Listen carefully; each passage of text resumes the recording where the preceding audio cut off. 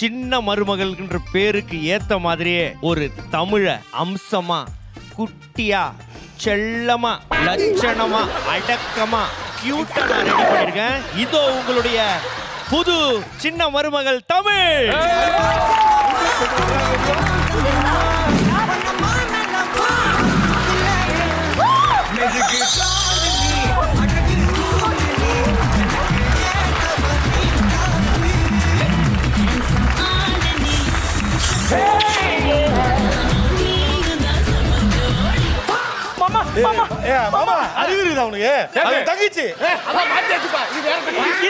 தம்பி சேது, இது சாதாரண தமிழ் கிடையாதுப்பா.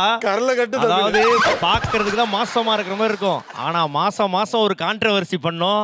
அது நான் இல்ல மாமா, நான் வந்து உங்க பொண்டாட்டி தமிழ் மாமா.